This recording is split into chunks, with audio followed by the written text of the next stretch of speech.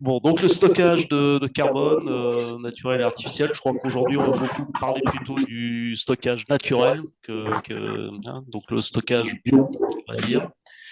En préambule, donc, il y a des articles qui sont parus récemment sur le fait que les puits de carbone n'ont presque pas absorbé de CO2 en 2023 au niveau mondial. 2023 était l'année la plus chaude jamais enregistrée. Et la quantité de carbone absorbée par les terres s'est temporairement effondrée. Il y a une équipe de chercheurs qui travaille là-dessus. Donc à cause des sécheresses, des incendies, etc. Le problème des perturbations des courants océaniques et ce genre de choses pour les océans. Bref, il y a un certain effondrement des puits de carbone en 2023. Donc là, il y a vraiment un enjeu de taille pour l'atteinte de la neutralité carbone, car en effet, on compte beaucoup sur ces puits de carbone pour arriver à compenser les émissions qui ne pourraient pas être totalement réduites par ailleurs. Au niveau français, la forêt continue son expansion en termes de surface. Par contre, au niveau des performances en tant qu'absorption de carbone, il y a beaucoup de problèmes du fait des années de sécheresse, enfin des dérèglements climatiques qui ont fait que l'efficacité en termes d'absorption de carbone des forêts a beaucoup diminué sur ces dernières années. Donc voilà, donc après, cette entrée matière qui est un peu pas forcément hyper optimiste, eh bien je donne la parole à Thomas Aiglin pour qu'il nous brosse un portrait de la situation et voir s'il y a des évolutions possibles à attendre. Donc, Le son n'est pas à distance, alors je ne sais pas si... d'accord. Oui. Bon. Il n'y a pas de retour. Donc bonjour à... Alors, un écho. Ok.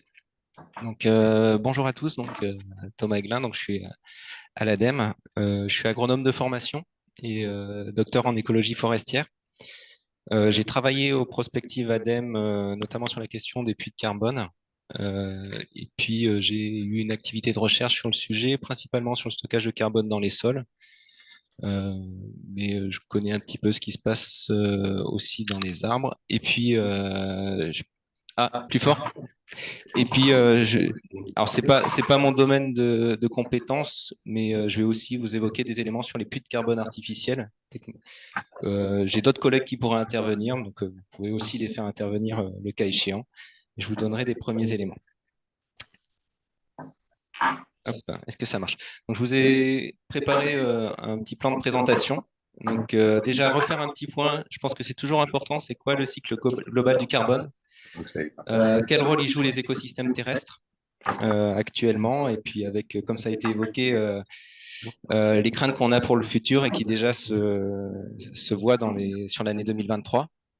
Et puis, quelle place jouent les stratégies de stockage de carbone dans la lutte contre le changement climatique au niveau international notamment, et puis après on déclinera au niveau national. Donc ça, ce sera le premier point. Après, un deuxième point sur quel est l'état des lieux des stocks de carbone en France et comment évolue-t-il, donc sur quelle tendance on est. Et enfin, on finira sur quelle place dans la stratégie climat de la France et quels sont les leviers d'action qui sont les plus mis en avant. Et puis on pourra échanger. Voilà. J'ai pas la science infuse, donc j'essaierai de répondre à ce que je connais. Et je pourrais aussi vous renvoyer vers d'autres références si besoin. Donc, un premier point, je pense, il faut vraiment l'avoir en tête, c'est que les écosystèmes terrestres stockent naturellement du carbone. Donc, quand on regarde une forêt ou un sol, en fait, on voit beaucoup de carbone. Ce qu'il faut avoir en tête, c'est que le carbone, c'est 40 à 50% de la masse sèche des matières végétales. Et si on regarde les sols, ils contiennent de la matière organique. Et là, on est près de 60% de la matière organique qu'on a dans les sols, bah, c'est du carbone. Donc, je vous ai mis quelques formules de composés chimiques qu'on va retrouver dans des végétaux, la cellulose, la lignine. Et ben, ce sont ces composés qui sont extrêmement riches en carbone et qui font que ben, les écosystèmes naturels stockent naturellement du carbone. Alors, d'où vient ce carbone? Ben, je pense que la plupart d'entre vous le savent, c'est qu'un végétal va capter du CO2 dans l'atmosphère par le mécanisme de photosynthèse. Donc, il va prendre le CO2 de l'atmosphère, utiliser l'énergie de la lumière et transformer ça en sucre et le stocker sous forme de matière organique. Alors, sur un temps plus, par exemple, un arbre, le bois, ou moins long, une herbacée va être annuelle et donc va stocker du carbone au maximum une année, tandis qu'un arbre peut le stocker pendant des centaines d'années. Une fois que le végétal a capté ce carbone, ce CO2, et l'a fixé sous sa matière organique, une partie de cette matière organique est transférée dans le sol. Alors, directement par les racines, mais aussi par les feuilles tombent sur le sol, par la litière. Euh, cette matière organique, elle va être utilisée par les organismes du sol. Et dans le sol, ces matières organiques, elles vont interagir avec les organismes vivants. Ah, le son est très mauvais. Comme ça. Est-ce que c'est mieux comme ça? D'habitude, je fais comme ça, mais le son est bon. Ah bah alors, on va changer. Ça dépend d'où? Ok. Alors, on a de la matière organique qui tombe au sol, donc du carbone, et, euh, et cette matière organique, elle est dynamique. Donc, il y a une partie qui va être stockée et qui va être absorbée notamment sur les particules minérales et qui va rester longtemps, et une partie qui va être utilisée par les organismes du sol. Ce qu'il faut avoir en tête, c'est que cette matière organique, c'est pas un stock qu'il faut considérer comme fixe et pérenne, mais c'est que c'est une matière organique qui va être de l'énergie pour tous les organismes qui sont présents dans le sol, donc qui est majeur pour la biodiversité. Ce qu'on estime, c'est qu'il y a seulement 10% de ce qu'on apporte au sol qui reste stocké durablement dans les sols sur des temps de l'ordre de la décennie. Donc, ce qu'il faut avoir en tête, c'est que pour avoir un stock de carbone dans les écosystèmes, il faut un végétal qui apporte continuellement de la matière organique au sol. Il faut entretenir continuellement le stock de carbone avec des apports organiques. On n'est pas comme sur du charbon ou d'autres types d'apports où on apporte une quantité de carbone qui reste stable. Là, on est vraiment sur un système dynamique. On a un végétal qui apporte de la matière organique et il faut l'entretenir. Donc, pour maintenir un stock de carbone, il faut toujours avoir du végétal. Donc ça, c'est un point important. Alors, il y a une petite exception qui est quand même majeure, ce sont les zones humides. Alors, dans les zones humides, en fait, on a une accumulation de matières organiques qui peuvent être très importantes, notamment dans les tourbières. Et en fait, c'est parce que les organismes du sol ne sont pas très actifs. En fait, c'est toute la phase de décomposition qui est extrêmement ralentie. Et donc là, on peut avoir des accumulations de matières organiques avec des apports de végétaux qui sont faibles. Et donc, dans les écosystèmes terrestres, on va avoir des stocks de carbone dans les végétaux qui peuvent être, qui vont rester un temps de résidence inférieur à un an, voire jusqu'à plusieurs siècles, ce qu'on va avoir dans les arbres. Et dans les sols, on va avoir de la matière organique qui va être aussi un stock de carbone, dont le temps de résidence va être très court pour une partie des molécules, donc les sucres qui vont nourrir les organismes du sol, jusqu'à plusieurs millénaires pour certaines parties composées qui vont s'absorber sur les minéraux. Donc, on a des stocks de carbone qui peuvent être très anciens dans les sols. Donc, au final, on aboutit à des stocks de carbone qui vont être très importants, malgré tout ce que je vous ai dit. Là, c'est une estimation des stocks de carbone à l'échelle internationale. Donc, vous avez tout en haut le stock de carbone. Alors, il a peut-être un petit peu augmenté ces derniers temps dans l'atmosphère, de l'ordre de 800 milliards de tonnes de carbone. Et on va retrouver l'équivalent dans les 30 premiers centimètres de sol, donc 800 milliards de tonnes de carbone également. Et si on prend un mètre complet de sol à l'échelle mondiale, là, on est sur des valeurs qui vont de 1600 à 2400 milliards de tonnes de carbone, donc 2 à 3 fois plus que ce qu'on a dans l'atmosphère. Et si on rajoute les végétaux, on est à moins 3 à 4 fois plus que ce qu'il y a dans l'atmosphère. Donc on a des stocks de carbone qui sont gigantesques, qui sont de l'ordre de grandeur de ce qu'on a dans les réserves fossiles. Alors c'est beaucoup plus, mais je vais vous montrer après. Et donc des petites variations des stocks de carbone au sein de ces écosystèmes peuvent mettre en jeu des quantités importantes de CO2. C'est pour ça aussi qu'on en parle beaucoup. On perd 1% des stocks de carbone dans les sols et la végétation. C'est des milliards de tonnes de carbone qu'on met dans l'atmosphère. Alors maintenant, si on replace la végétation et les sols dans le cycle global du carbone, Donc, vous avez tout à gauche les émissions de CO2 d'origine anthropique exprimées en tonnes de carbone. Si on les exprime en tonnes de CO2, c'est de l'ordre de 40 milliards de tonnes de CO2. Donc, en carbone, on divise par 3,66. Euh, on, on voit que, en fait, il n'y a que sur ces 9,5 milliards de tonnes de carbone, il y en a que 5 qui restent dans l'atmosphère chaque année. Ça veut dire qu'en fait, les écosystèmes, alors terrestres et océaniques, jouent un rôle pour limiter l'augmentation du CO2 dans l'atmosphère. Donc, quand on dit qu'il faut augmenter, les écosystèmes terrestres sont un puits de carbone augmenté, en fait, ils le sont déjà. Si on n'a pas les écosystèmes terrestres et les écosystèmes océaniques, on aurait une augmentation dans l'atmosphère du CO2 qui serait déjà beaucoup plus importante. Donc, uniquement préserver le rôle de puits de carbone des écosystèmes, c'est un enjeu majeur. Donc là, vous voyez un peu les chiffres. Tout ce qui est la partie écosystème terrestre, sol et végétation, on a un puits de l'ordre de 3,2 milliards de tonnes de carbone chaque année. Les écosystèmes océaniques, par dissolution du CO2 ou par captation par le plancton, on est aussi du même ordre de grandeur. Et après, ce qu'il faut avoir aussi en tête, c'est cette petite flèche de 1,5, c'est que toutes les actions humaines qui affectent directement les stocks de carbone terrestres, notamment la déforestation, sont une source importante d'émissions de CO2 qui annule là la moitié du puits terrestre. Donc, il y a déjà, si on arrivait à limiter les émissions liées à une mauvaise gestion des écosystèmes terrestres, à la déforestation, on renforcerait déjà le puits de carbone lié à ces écosystèmes. Vous dites si vous avez des questions, j'essaye de. Alors maintenant, si on voit les objectifs de lutte contre le changement climatique, donc ça, ce sont les engagements internationaux. Donc on a pour objectif de maintenir les émissions, euh, la température moyenne globale en dessous de 2, degrés, voire 1,5 degré si c'est possible. Et donc, vous voyez les trajectoires qu'il faut conduire à horizon 2100 pour atteindre cet objectif qui est figuré par la petite barre verte inférieure à 2 degrés. Et vous voyez la trajectoire des émissions depuis 1980 où on part de 20 millions de tonnes de CO2. Actuellement, on est autour de 40, comme je vous le disais tout à l'heure. Et donc, si on veut atteindre les 2 degrés, il faut réduire drastiquement ces émissions de CO2 très rapidement et atteindre des émissions négatives. Du coup, vous voyez l'ampleur de la démarche. Et donc, outre le fait de préserver les puits de carbone qu'on a actuellement, il faudrait les amplifier d'une manière drastique, au moins l'équivalent pour atteindre des émissions négatives.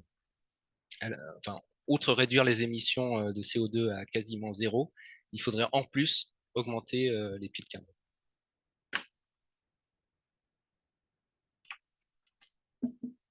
Alors là, je vous ai fait une petite diapo sur les stratégies de stockage de carbone qui sont évoquées à l'échelle internationale. Donc, vous avez les stratégies qui sont liées à l'écosystème, donc tout ce qui est afforestation, reboisement, gestion des forêts, exploitation des forêts. Toutes les stratégies autour de la gestion des sols, donc comment on augmente les stocks de carbone dans les sols, notamment agricoles, et ça inclut des stratégies qui vont utiliser des biochars, c'est-à-dire des charbons produits à partir de biomasse. Et puis vous avez des approches technologiques un peu moins matures, tout ce qui est la capture et le stockage artificiel de CO2 en capture au cul d'usine le CO2 et on l'enfouit dans le sous-sol. Il y a aussi des actions qui sont réfléchies en termes de. On a identifié que l'altération naturelle des minéraux, notamment des basaltes, permet de capter du CO2 et sous forme inorganique et après il peut être emporté dans les sédiments. Et donc il y a des idées d'accélérer l'altération des minéraux pour capter davantage plus de CO2. En gros, ça serait broyer de la poudre de basalte, broyer du basalte en poudre et les épandre sur les sols agricoles. Il y a d'autres aussi stratégies sur la fertilisation des océans pour activer la pompe biologique des océans en les fertilisant. Et puis, il y a des idées aussi sur ben, capter directement le CO2 dans l'atmosphère euh, pour pouvoir l'injecter dans le sous-sol. Donc, pas aller chercher le CO2 au cul d'une usine, aux cheminées des usines, mais carrément aller le prélever dans l'atmosphère, sachant que les concentrations en CO2 dans l'atmosphère sont beaucoup plus faibles que ce qu'on peut avoir à une cheminée. Donc, actuellement, ce qui est réellement mis en œuvre et efficace, c'est la première case, hein. C'est tout ce qui est la forestation. On estime, il y a une étude de 2023 qui a fait l'estimation de ce qu'on pouvait attribuer à des stratégies volontaires de stockage de carbone. Et ben, 99%, c'est la forestation et ça représente 2 millions de tonnes de CO2 à l'échelle mondiale. 2 millions de tonnes de CO2, sachant qu'on parlait de milliards. Donc pour l'instant, c'est très très peu développé.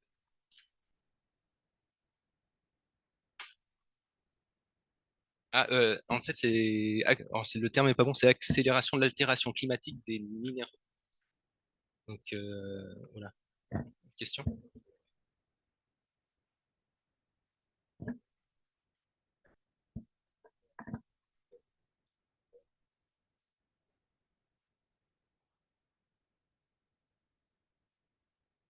Alors j'ai fait une petite erreur sur mes chiffres. C'est 2000 milliards, 2000 milli, de gigatonnes. Voilà, c'est 2000 milliers, 2000 millions, ouais, 2 milliards l'ensemble, et il y en a que deux qui sont liés aux activités qui sont hors afforestation. Donc on est tout ce qui est CCS technologique, biochar, ne représente que 2 millions de tonnes de CO2 à l'échelle mondiale. Voilà. Alors, ah oui, on peut faire ça. Donc vous me dites si vous voulez poser des questions. Euh, donc sur les potentiels d'atténuation, donc là on est sur ce qui existe, ce qui a été, ce qu'on peut mesurer actuellement en termes de ce qui se fait en termes de stratégie de stockage de carbone. Sur les potentiels d'atténuation, bah, j'ai regardé ce que proposait le GIEC au niveau mondial. Euh, donc ce graphique est peut-être un peu compliqué, mais la première partie, elle porte sur le potentiel d'atténuation lié à la transition énergétique, notamment au développement de l'énergie solaire et du vent, où on voit qu'on a des potentiels d'atténuation majeurs au niveau international. Et la partie du bas, elle est liée à la gestion des terres.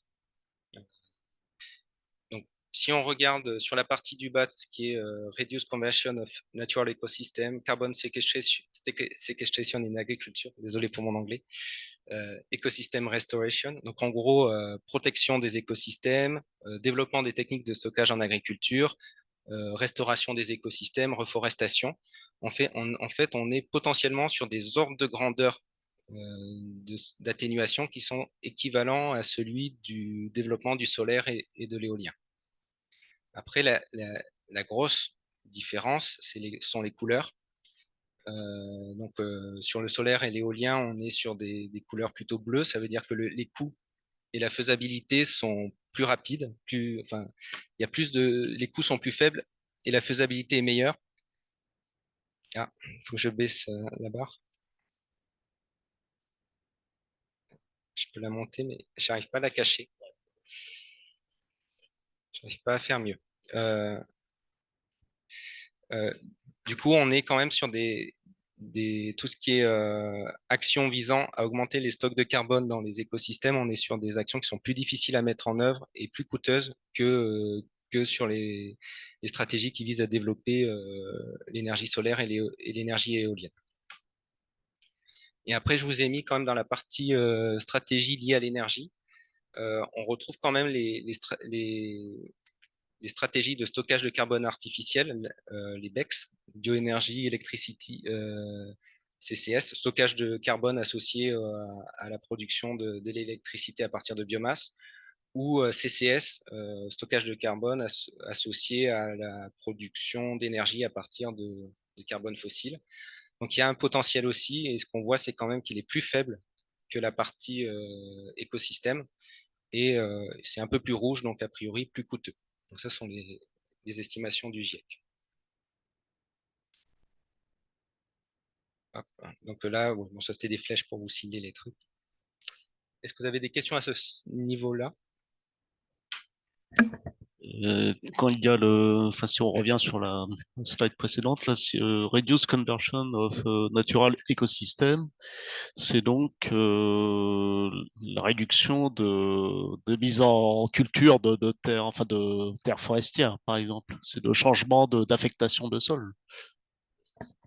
Oui, bah, c'est ce que vous illustrez en fait la flèche, les émissions liées à la mauvaise gestion des terres, en fait la déforestation. Et déjà, un des premiers leviers, ça serait de réduire la déforestation, ce qui est assez évident.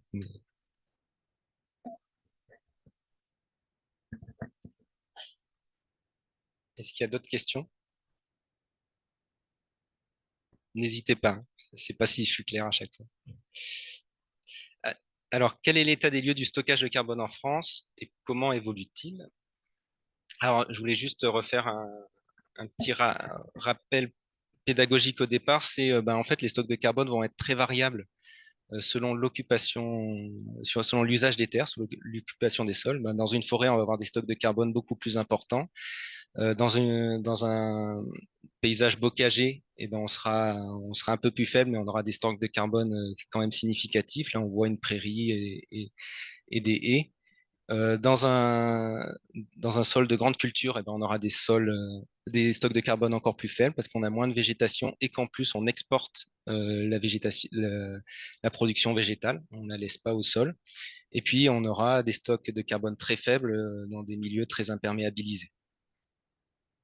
Et donc le premier facteur d'évolution des stocks de carbone, eh ben, c'est le passage d'une occupation des sols vers une autre.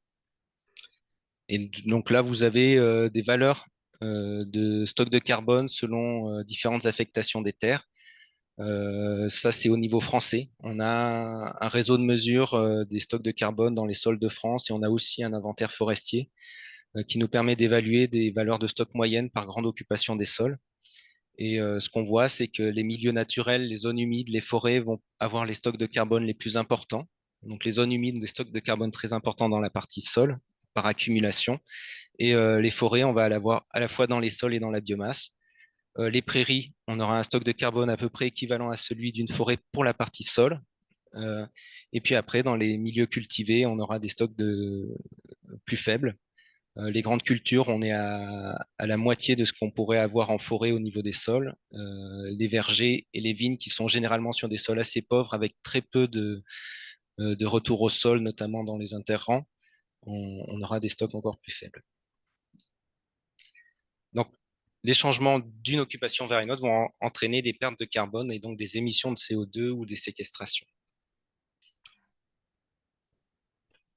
Donc là, c'est bon, peut-être je peux aller vite dessus. C'est une représentation cartographique des stocks de carbone par rapport à ce que je viens de vous dire. C'est assez évident. On va avoir les stocks de carbone les plus faibles dans les grandes zones céréalières. Donc là où c'est jaune, c'est les stocks de carbone sont les plus faibles. Et dans les zones méditerranéennes, viticoles et méditerranéennes, parce qu'il y fait plus chaud et que la matière organique dans les sols se maintient moins bien. Et on va avoir des stocks les plus élevés ben, dans les zones forestières, les zones d'altitude, parce que ben, on a souvent des prairies, des forêts et en plus une dynamique du carbone un peu plus lente. Et dans les zones d'élevage, notamment la Bretagne, où en fait il y a beaucoup d'apports de matière organique liés à la présence de l'élevage. Donc ça, c'était pour la partie sol. Et si on regarde dans la partie forestière, on va avoir des stocks de carbone qui sont liés aux conditions pédoclimatiques, à la gestion forestière, l'âge du peuplement et au mode de sylviculture. En général, on va avoir des stocks de carbone plus importants dans les régions du nord avec des systèmes en futaie et des feuillus qui ont souvent des révolutions plus importantes que des forêts de résineux. Et on va avoir des stocks plus faibles dans les zones du sud avec des systèmes de plantation en résineux. Même si c'est des pompes, ça pousse très vite, comme on les coupe assez tôt, on accumule moins de carbone que dans des futaies feuillues. Et après, il y a le cas particulier de la garrigue méditerranéenne, où on va voir des stocks assez faibles, mais qui ont mis des centaines d'années à s'accumuler, parce qu'en fait, on est sur des systèmes où les plantes poussent très lentement.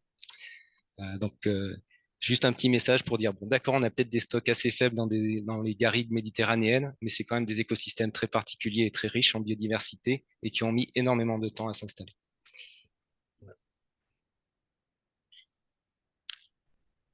Et puis, je vous ai mis, pour information, je ne vais pas détailler, on oublie toujours l'outre-mer. Vous avez en bas les stocks moyens qu'on va retrouver en France métropolitaine. Dans les outre-mer, on peut retrouver des milieux très, très riches en carbone. La Guyane, c'est pas très étonnant. Mais aussi dans les îles volcaniques, par exemple à La Réunion, les stocks de carbone dans les sols sur des sols volcaniques sont très importants parce qu'en fait la matière organique est piégée. Et donc les sols de la Réunion sont extrêmement riches. D'autant plus qu'en plus ils cultivent de la canne, donc ça apporte aussi beaucoup de matière organique. Donc faut pas oublier ces écosystèmes ultramarins de ce point de vue-là. Donc voilà, on a des stocks de carbone importants et si on part d'un stock de carbone élevé, on va générer des émissions ou des puits de carbone. Et juste un petit point important, je trouve assez illustratif, si on déforeste, on perd très rapidement un stock de carbone important. Et si on essaye de générer un nouveau stock de carbone, ici de l'agroforesterie dans une parcelle, vous vous rendez compte que ça va prendre un certain temps avant d'accumuler du carbone de manière importante. Donc un point important, c'est quand on a un stock de carbone, il faut essayer de le préserver au maximum avant d'essayer d'en régénérer de nouveaux, même si l'un n'empêche pas l'autre. Donc ça, c'est les flux de carbone liés au changement d'affectation des terres en France, enfin au secteur des terres en France. Actuellement, la gestion des terres en France fait qu'on a un puits de carbone qui est supérieur aux émissions. Le puits forestier est pour l'instant supérieur aux émissions générées par l'artificialisation, la mise en culture, mais avec ce que vous voyez, une tendance à la réduction du puits forestier, c'est en marron, qui est assez inquiétante. Donc on a en France des émissions liées à l'artificialisation, à l'arrachage des haies, à la mise en culture, au défrichement des forêts qui sont actuellement compensées par les puits dans les forêts en particulier.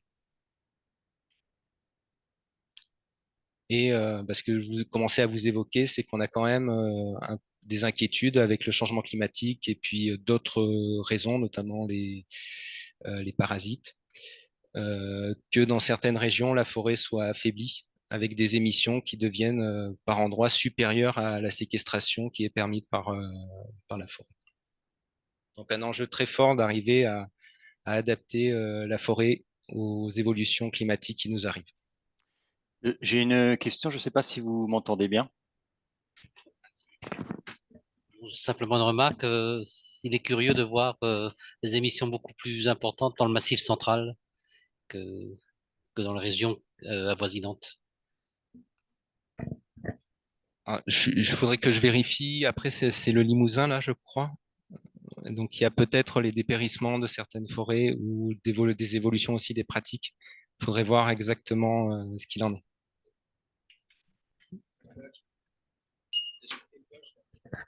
Là, je pense que c'est surtout la forêt. C'est principalement la forêt. On peut avoir des taillis dépérissants et derrière aussi des pratiques forestières qui évoluent. Je pense que ça fait assez débat.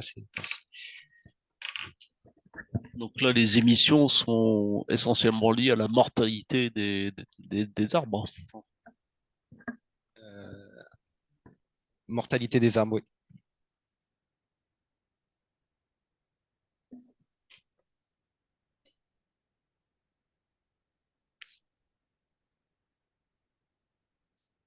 Alors ça, c'était pour la partie un peu état des lieux sur la question de le puits dans le secteur des terres, les écosystèmes en France. Sur la partie puits technologique, euh, pour l'instant, je vous avais évoqué la capture directe du CO2 dans l'atmosphère, euh, la, la capture au niveau d'usines de production, d'usines qui utilisent de la biomasse et la capture aux cheminées d'industries qui utilisent des ressources fossiles. Alors actuellement en France, ce qui est vraiment étudié, c'est juste le troisième point, les industries à base de fossiles pour cette capture-là. Pour un point important, c'est qu'on a déjà beaucoup d'industries productrices de CO2 sur lesquelles il faut réduire les émissions. Et après, on a encore peu d'usines de biomasse. Et tout ce qui est la capture du CO2 atmosphérique, c'est vraiment pas mature comme technologie et surtout, ça a une consommation énergétique qui peut être très importante parce que moins le CO2 est concentré dans l'intrant sur lequel on essaye de capter ce CO2, plus la consommation énergétique va être importante. Donc, j'ai juste mis l'avis du Haut Conseil pour le climat sur les stratégies concernant les puits artificiels. C'est que développer le CCS en France en tant que levier de décarbonation des industries concentrées, enfin que la priorité, c'est développer le CCS en France en tant que levier de décarbonation des industries concentrées n'ayant pas d'alternative. Donc, c'est vraiment le point majeur, c'est d'abord le voir comme une façon de réduire les émissions industrielles. Et donc, il y a eu un travail, mais ça, ma collègue pourrait mieux le détailler, d'estimer le potentiel en France par rapport à ces émissions industrielles. Actuellement, donc, il y a pas grand-chose.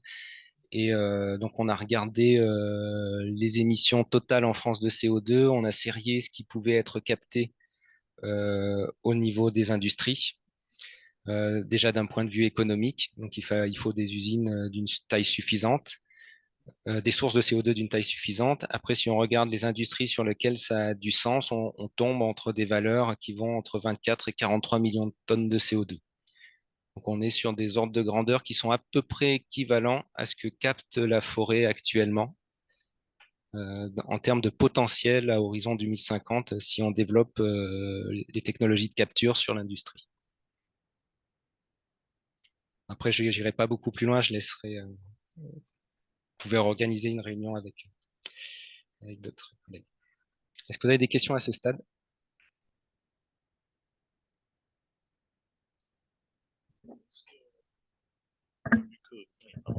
On a vu que les puits de carbone forestiers diminuaient sur les plusieurs années déjà.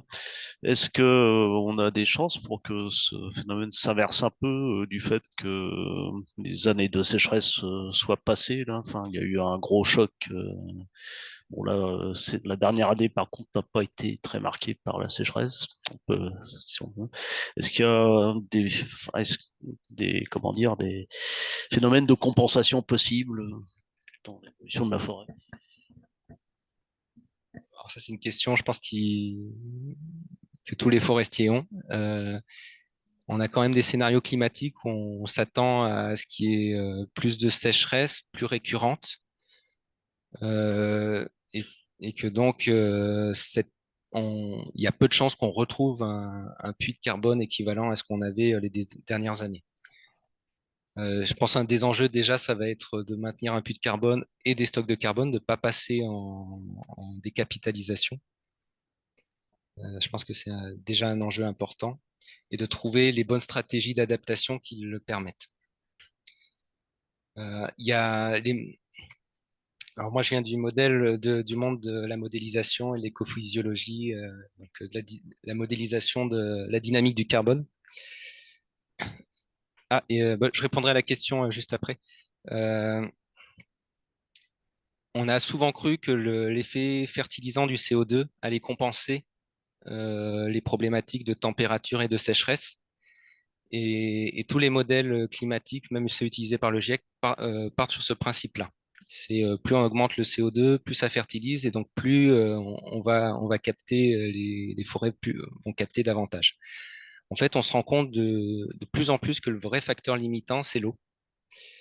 Et que là, on atteint que donc nos modèles sont un peu faux et que donc on surestime la capacité du puits terrestre dans le futur à se maintenir.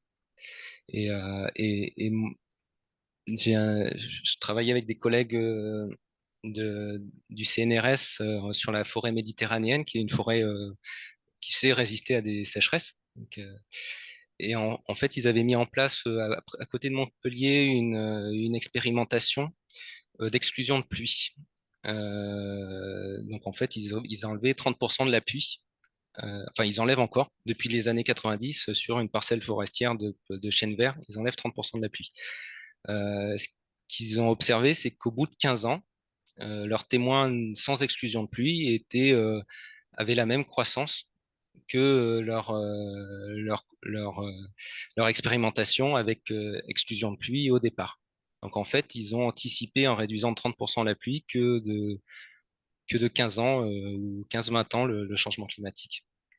Parce qu'ils ont sous-estimé la vitesse du changement climatique à la fois en termes de perte d'eau, mais aussi d'augmentation de température qui fait qu'on a des périodes où bah, ça va plus vite que prévu. Donc ouais. Alors, toutes les quantités et les chiffres que l'on voit sont assis sur une échelle de temps, j'imagine, avec une collecte sur chaque secteur d'activité. Et quelle est la marge d'erreur que l'on peut à peu près estimer compte tenu aujourd'hui de la fluctuation effectivement des variations climatiques par rapport à ce facteur de changement climatique, les données qui sont captées sur 10 ans, j'imagine. Est-ce que cette marge d'erreur, quelle est-elle, quoi? En gros, est-ce qu'on peut l'estimer? Je ne sais pas. Sur le global des chiffres donnés, sont entachés d'incertitudes.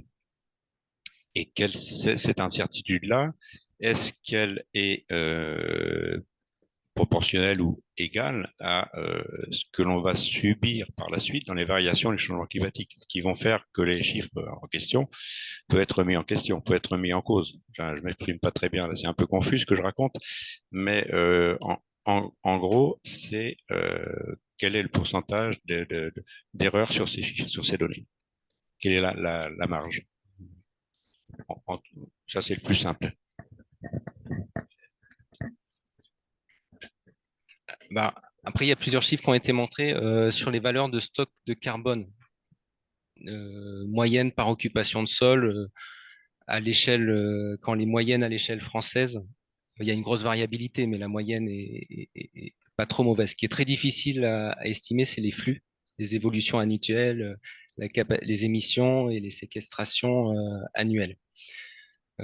Du coup, là, je peux pas vous donner les chiffres, mais les travaux qui sont faits à l'échelle mondiale, notamment par les équipes du laboratoire du sciences du climat, ils estiment ces incertitudes. Donc, on peut regarder, mais quand ils voient une différence entre années, c'est significatif. Enfin, ça, c'est sûr. Et après, sur les tendances dans l'inventaire national, sur l'évolution du puits forestier, peut-être cette question-là. Donc, l'inventaire, il apprend beaucoup d'incertitudes. Euh, Notamment, par exemple, on mesure en fait, on mesure la biomasse aérienne. Donc en fait, sur l'inventaire forestier national, on va mesurer la biomasse aérienne en regardant le diamètre d'un arbre à 1,30 m. On transforme ça en volume de biomasse par des équations qui ont été construites dans les années 60, dans les années 70 par des forestiers. Donc ces équations, elles tiennent pas du tout compte des évolutions climatiques et des changements d'allocation en fait qui peuvent avoir lieu. Peut-être que les arbres vont mettre un peu plus dans les racines. Voilà. Du coup, là, il y a une incertitude sur réellement le flux. Est-ce que ben, finalement, il y a un peu plus, ça serait peut-être la tendance serait un peu moins, la baisse serait peut-être un peu moins forte si finalement il y a une réallocation vers les racines. Après, je pense que la tendance globale, le fait qu'il y ait plus de sécheresse et qu'on voit une baisse de la croissance des arbres est quand même bonne.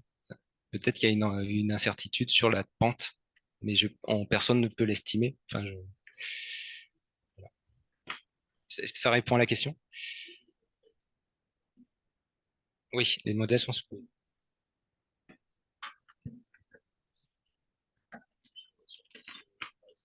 Alors, en France, la surface forestière augmente.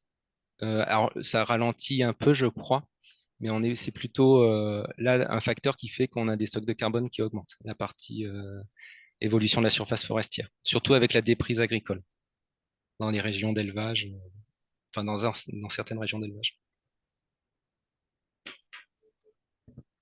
Autre question sur l'opportunité du stockage de CO2 sous forme de bois dans la construction. Est-elle étudiée, est-elle intéressante? Alors oui, elle est étudiée. Après, je, je pense dans la SNBC, c'est un des leviers qu'on pourra voir tout à l'heure. Alors, ce qu'il faut avoir en tête, c'est que le stockage dans les produits bois et l'augmentation du stockage dans les produits bois est d'un ordre de grandeur, voire de 2 ordres de grandeur inférieur à ce que peut des évolutions qu'on va avoir dans un écosystème forestier. Pour la simple raison qu'en fait, quand on prélève un bois et qu'on le transforme pour en faire un produit bois, une poutre, un meuble, en fait, on perd énormément de bois au passage. Parce il y a plus de 50% du bois qui est perdu au passage en copeaux, en connexe de scierie, etc. Du coup, la stratégie est possible, mais elle compensera pas une perte du puits forestier. Et ce qu'on porte souvent comme message, c'est qu'il faut essayer d'allier les deux. Ça veut dire d'aller vers des systèmes forestiers à des révolutions plus longues qui vont produire du bois d'œuvre. Et ce bois d'œuvre, il va permettre de faire des produits bois à longue durée de vie dans le bâtiment. Voilà. Donc c'est plutôt avoir une stratégie qui couple à la fois du stockage en forêt et du stockage dans des produits bois de longue durée. Et en plus, oui, le bois probablement permet de réduire le recours au béton. C'est une autre. Oui, là, c'est bien de faire la construction bois. C'est ça le message, oui. Après, c'est en termes de puits de carbone, c'est pas là où on aura le plus gros levier. Autre question, une remarque sur le risque lié aux incendies de forêt, donc qui dégagent du CO2 bien sûr et réduisent, détruisent les puits. Oui, c'est une menace qui augmente. Donc, ça fait partie des stratégies d'adaptation des forêts, c'est il faut tenir compte davantage du risque incendie. Oui, je sais pas quoi rajouter de plus. Et à l'échelon mondial du pourcentage de perte de stock de carbone du fait des incendies majeurs en Amérique du Nord, en Sibérie. Alors, j'ai pas les chiffres là, je pourrais vous les trouver après, mais il y a des estimations au niveau mondial et en France, ces derniers temps, on connaît les surfaces qui ont été incendiées et les pertes de stock associées. Ouais. Je peux pas vous donner les chiffres maintenant. Mais on n'est pas, c'est pas ça qui détermine la pente de réduction du puits forestier. Ce sont pas les incendies qui sont le facteur le plus déterminant. On est plus sur des questions de mortalité.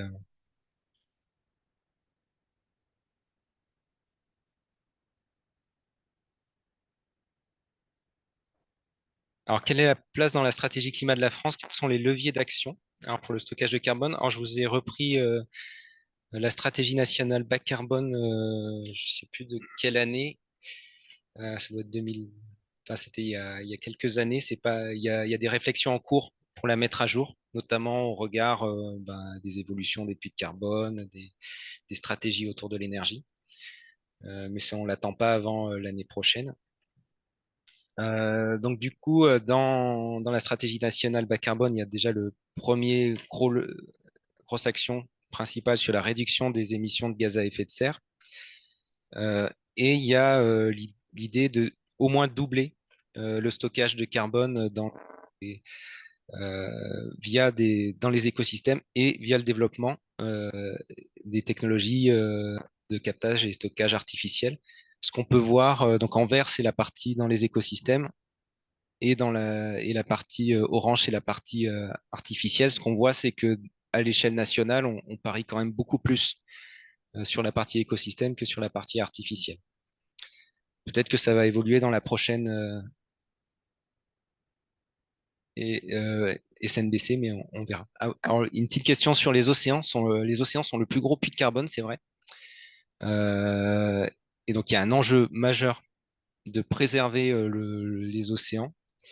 Après, on ne sait pas on n'a pas de technologie vraiment enfin, on n'a pas de stratégie pour augmenter, enfin, qui a été prouvée pour augmenter nous, volontairement, le stock de carbone dans les océans. Il y a plutôt des risques liés au fait que plus on augmente, on acidifie les océans, plus ça peut désorganiser le fonctionnement des océans, mais on n'a pas de stratégie bien établie sur ce qu'on peut faire pour booster ce stockage sans faire aussi d'effets néfastes. Ce qui peut être mis en avant quand même, c'est qu'il y a des écosystèmes littoraux, notamment très riches en biodiversité, par exemple des herbiers.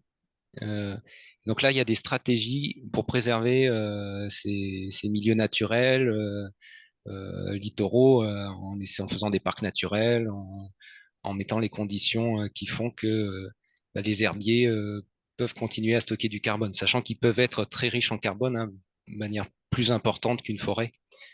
Il y a des chiffres qui commencent à émerger, hein, même si c'est difficile à mesurer. Et il y a même une action du label bas carbone.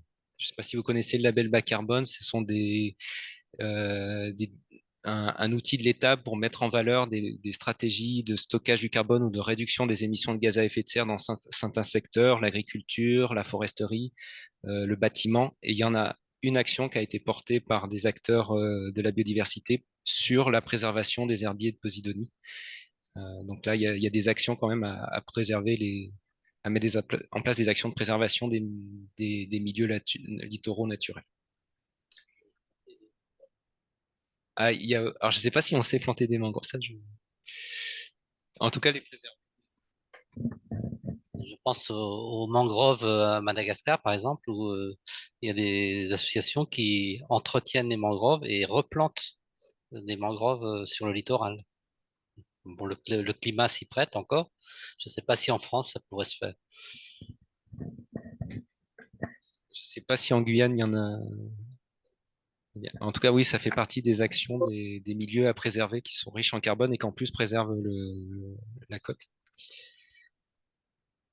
Euh, donc, ce qu'on va retrouver dans la SND qui ont été mis en avant, donc c'est déjà toutes les actions qui vont limiter les pertes de puits, les pertes de stock, donc arrêter l'artificialisation des sols, stopper au maximum le retournement des prairies permanentes, et après des actions qui vont, elles, favoriser dans un second temps du stockage additionnel, donc développer des pratiques agricoles qui permettent de stocker du carbone.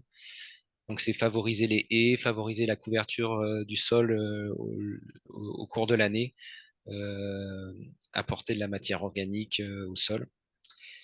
Il y a ce qui a été évoqué tout à l'heure, développer les produits bois. Mais donc, du coup, il y a quand même cette logique où il faut faire attention de ne pas développer les produits bois au détriment du puits forestier. Donc, avoir une stratégie qui favorise à la fois des stocks importants en forêt et des stocks et la production de produits de bois à longue durée. Et puis, le dernier point, c'est les technologies de captage et stockage du carbone en ciblant, vous l'avez compris, les sites industriels fortement émetteurs de CO2. Bon, je ne vais pas détailler, donc ça c'était. Vous aurez des chiffres sur les perspectives de stockage de CO2 dans les industries en France. Donc c'est un rapport qui vient d'être publié par le ministère. Et je vais plus développer les leviers d'action sur le stockage de carbone naturel, biologique. Et donc nous, en général, au niveau de l'ADEME, on définit les trois grands leviers d'action: l'aménagement du territoire, donc maîtriser l'artificialisation, agir en agriculture, développer des pratiques agricoles stockantes et en général qui sont intéressantes pour d'autres enjeux, notamment la biodiversité. Et puis travailler sur la sylviculture, avoir des écosystèmes qui stockent du carbone et qui sont résilients. Je vais passer celle-là. Je l'ai déjà dit. C'est un peu compliqué, mais ça veut dire, pour rappel, le stockage, il est limité parce que on, on stocke du carbone et après on entretient le carbone avec des apports végétaux. Mais à un moment, on ne peut plus augmenter les apports végétaux. Le stockage est lent, ça prend des dizaines d'années. Et il est réversible. Ça veut dire que si on arrête une pratique ou on revient à l'état initial, et ben, on peut vite tout perdre. Parce que le déstockage, il peut être rapide et important. En fait, on déstocke beaucoup plus vite que ce qu'on stocke. Comme la photo vous l'a montré tout à l'heure. Alors, pour agir sur l'aménagement, le premier point, c'est éviter d'artificialiser les sols, et en particulier les sols riches en carbone. Donc ça, je vous aurais rappelé des chiffres chaque année d'espaces naturels agricoles et forestiers, donc qui sont des stocks de carbone, même ceux agricoles. Et c'est moins qu'une forêt, mais il y en a quand même. Donc il y a vraiment un enjeu d'arriver à maintenir cet objectif de zéro artificialisation nette. Et puis, le deuxième action, c'est en termes de stock de carbone, ça sera moins important vu la difficulté et le temps que ça prend, mais favoriser la désartificialisation des sols, désimperméabiliser là où c'est possible, renaturer et restaurer des milieux naturels, c'est aussi un- une action qui est favorable au stockage de carbone et qui en plus a d'autres co-bénéfices si on remet des milieux naturels dans les villes, en termes d'adaptation notamment. Euh, Là, je vous ai donné un exemple parce que c'est un projet qu'on avait développé notamment sur la ville de Nantes. Alors, je me suis dit que ça pouvait vous intéresser.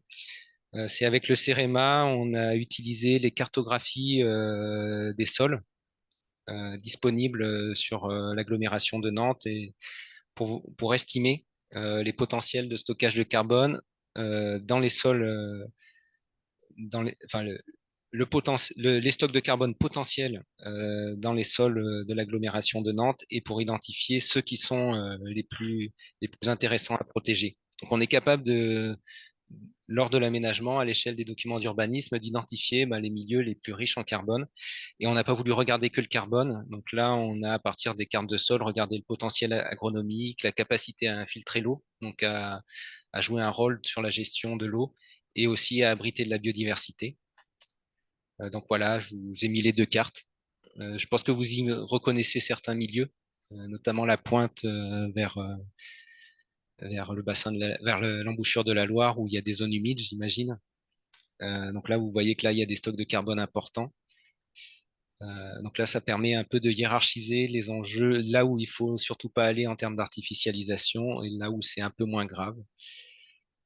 Et puis, à côté, vous avez la carte de multifonctionnalité où on va regarder les différents paramètres que je vous ai cités. Et là où c'est vert, c'est là où il y a le plus de multifonctionnalité, c'est là où les sols jouent le plus de rôles différents, potentiel agronomique, infiltrabilité, stockage de carbone, biodiversité. Donc ça, c'est les sols les plus intéressants à protéger. Voilà.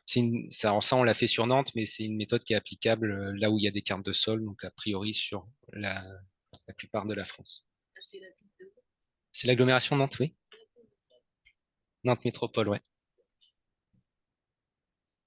Il y a Nantes écrit au milieu. C'est tout petit. Oui.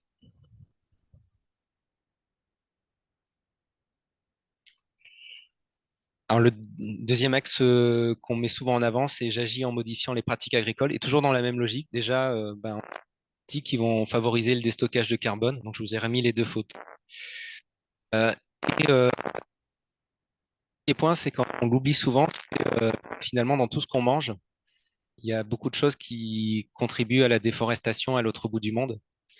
Donc, une façon d'agir déjà sur l'agriculture via l'alimentation, c'est d'identifier des produits qui ne contribuent pas à la déforestation. Voilà, c'est mieux de le dire. Euh, Après, dans les pratiques agricoles des agriculteurs, c'est de mettre la protection des sols au cœur du système de culture. Donc, par exemple, l'agriculture de conservation, l'agroforesterie sont des façons d'éviter la dégradation des sols et notamment l'érosion. Et, dans les systèmes, le retournement des prairies permanentes, euh, maintenir des apports, des résidus de culture sur les sols, éviter la perte du bocage, essayer de maintenir au maximum, leur trouver de nouvelles valorisations. Et, euh, et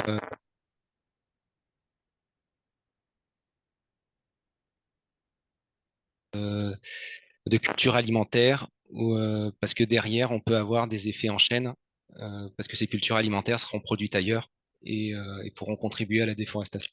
Donc là, ça mélange un peu plein de choses, mais en tout cas, se questionner d'abord avant de mettre stockante, quelles sont les pratiques des stockantes que je peux éviter. Alors, culture énergétique, tu penses aux agrocarburants de première génération. Par exemple, mais on peut aussi penser à la méthanisation. Si on met des cultures dédiées dans des méthaniseurs, en fait, on prend la place de cultures alimentaires également. C'est moins le cas en France, mais ça a été le cas en Allemagne notamment. Voilà, on est autour de 5%. En tout cas, c'est un point de vigilance. Il y a une question, je l'ai vu. Je crois que c'était, est-ce que dans certains cas, il n'est pas intéressant d'artificialiser? Euh, je pense que la question est surtout sur le photovoltaïque au sol, j'imagine. Euh, je ferai la réponse un peu état, un peu que ferait une Dreal. C'est en tout cas, il faut être capable de démontrer qu'il n'y a pas de solution alternative. C'est si on développe un projet au sol et qu'en plus il faut défricher, il faut vraiment être en mesure de justifier qu'on n'aurait pas pu faire autrement, qu'on n'aurait pas pu aller sur un sol déjà dégradé, une friche ou voire de l'agrivoltaïsme. Donc, je pense que ça, c'est un point important. Après, l'enjeu de développement du photovoltaïque est très fort. Donc, ça peut, dans certains cas, être aussi justifié. Mais faut qu'il y ait, qu'on puisse le justifier, parce que si c'est pas justifié en disant qu'il n'y a pas d'autre alternative, c'est difficilement défendable. Et après, la loi d'accélération de la production d'énergie renouvelable a quand même fixé un seuil sur ces projets-là. Un projet PV au sol ne peut pas défricher plus de 25%, 25 hectares de forêt. Donc, normalement, il n'est pas censé être autorisé s'il y a un défrichement de plus de 25 hectares. Et oui, c'est une question qui revient souvent. Est-ce que dans les Landes, est-ce qu'on ne peut pas quand même mettre du PV au sol? Ça se fait déjà. Et l'important, c'est de pouvoir bien le justifier.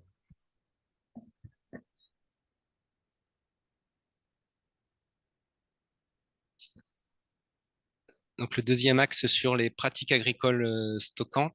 Donc, on évite les pratiques agricoles destockantes, mais on peut aussi favoriser de la transition agricole avec des pratiques agricoles stockantes. Alors là, on va retrouver tout ce qui est agroforesterie et développement des bandes enherbées, développement de la fertilisation organique versus la fertilisation minérale, réduction du travail du sol, surtout si ça permet de conserver le sol, d'éviter l'érosion, et puis développement des couverts végétaux entre les cultures pour avoir toujours un apport végétal au sol et pas de période de sol nu qui serait également propice à l'érosion. Et en fait, ce qu'on se rend compte, c'est que c'est des pratiques qui sont aussi mises en avant pour plein d'autres choses, pour la biodiversité. Et donc là, on est sur un sujet qui rejoint clairement la transition agroécologique. Et en termes de pratique vraiment la plus stockante, évidemment, c'est dès qu'on met des arbres, c'est tout ce qui est agroforesterie et c'est ce qui permettra de stocker le plus de carbone à l'hectare. Donc on a un potentiel technique estimé à l'échelle française, un potentiel technique, hein, je sors tout ce qui est la problématique d'acceptabilité ou économique, enfin d'organisation des filières, il y a plein de freins possibles. Développer l'agroforesterie, c'est pas simple. Mais le potentiel technique est de l'ordre de 50 à 60 millions de tonnes de CO2 par an à horizon 2050. C'est plus de la moitié des émissions agricoles. Donc c'est un énorme potentiel technique avec d'énormes freins liés à la transition agroécologique, mais qui rejoignent pas que la question du stockage de carbone. Et pour l'agriculture, ce qu'on porte aussi comme message, donc c'est un intérêt pour le climat.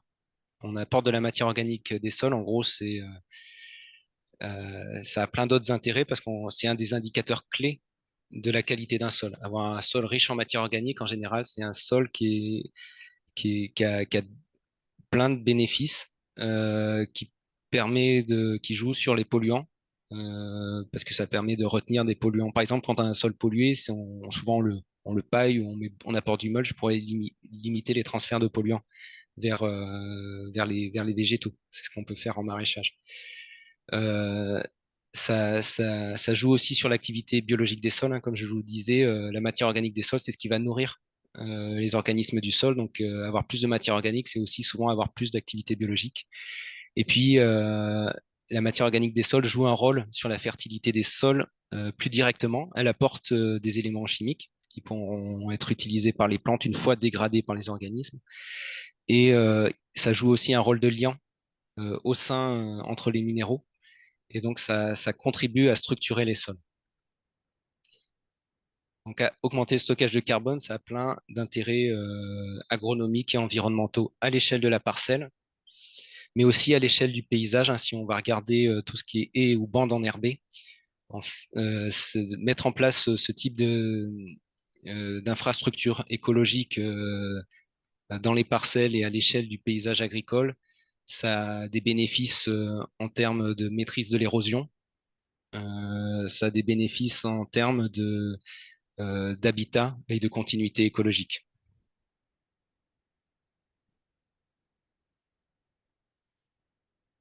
Voilà.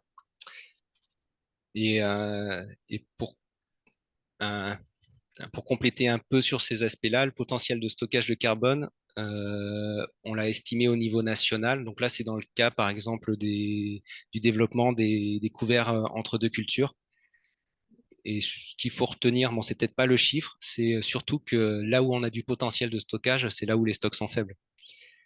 Donc, il y a un gros levier et en même temps une grosse difficulté, c'est d'aller travailler sur la transition agroécologique dans les milieux, dans les zones agricoles qui sont souvent les plus intensives.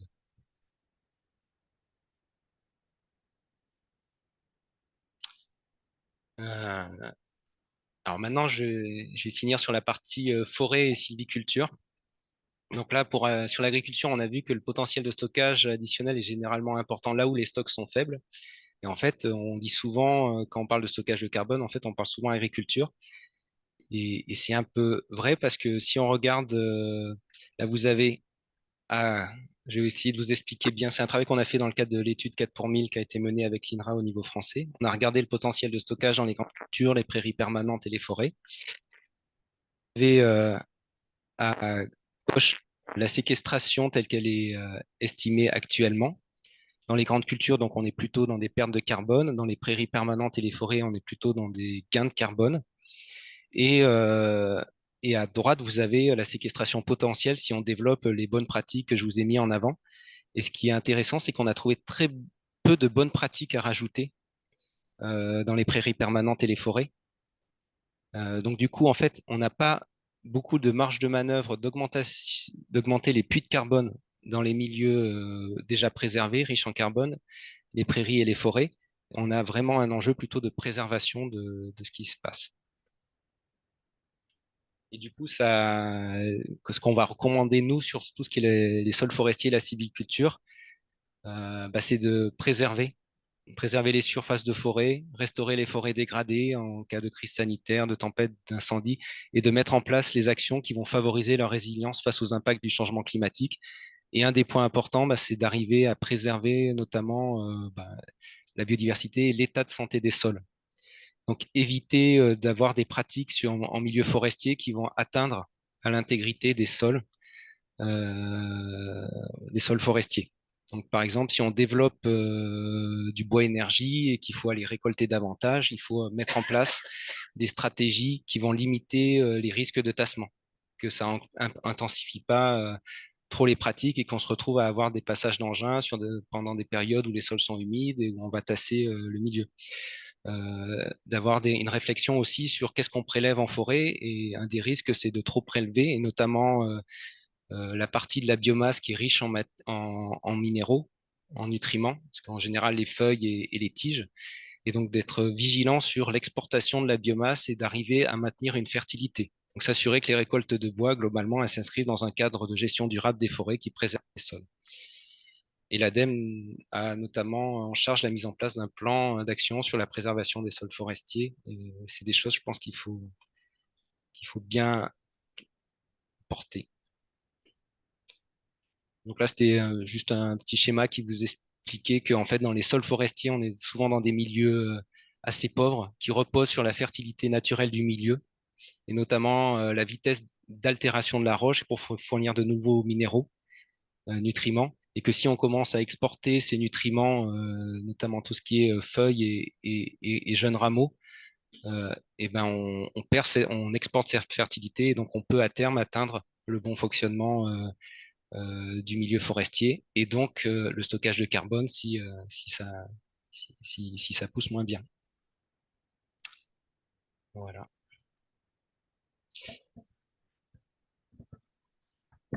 Tout à l'heure, tu as montré que finalement, il y avait des possibilités finalement plus étendues sur les terres agricoles, enfin les terres de culture, que sur les prairies et les forêts.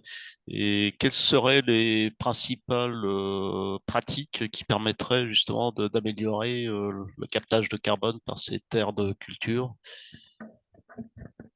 Ah, j'ai dit qu'il y avait, j'ai dit qu'il y avait plus de potentiel d'augmentation des stocks de carbone dans les terres agricoles que dans les terres forestières ou les prairies, mais que ce potentiel était beaucoup plus incertain et beaucoup plus long à atteindre que préserver ce qu'on a déjà dans les prairies et les forêts. Je pense que ça, c'est un point important. Et après, sur les pratiques qu'on peut mettre en place qui stockent vraiment du carbone sur les terres agricoles, la- ce qui domine en termes quantitatifs, sont les haies et l'agroforesterie. C'est si on arrive à déployer des haies et de l'agroforesterie, là, on va stocker de manière significative. C'est 2 tiers de la valeur que je vous ai donnée. Après, il y a une action qui est aussi importante et peut-être plus facile à mettre en œuvre du point de vue agricole, c'est le développement des couverts végétaux.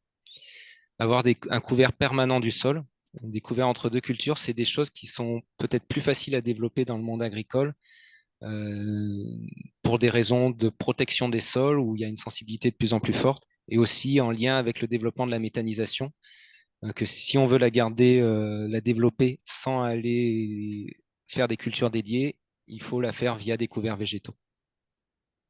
Et donc là, il y a une stratégie qui permettrait d'aller au moins développer ce levier-là de manière importante.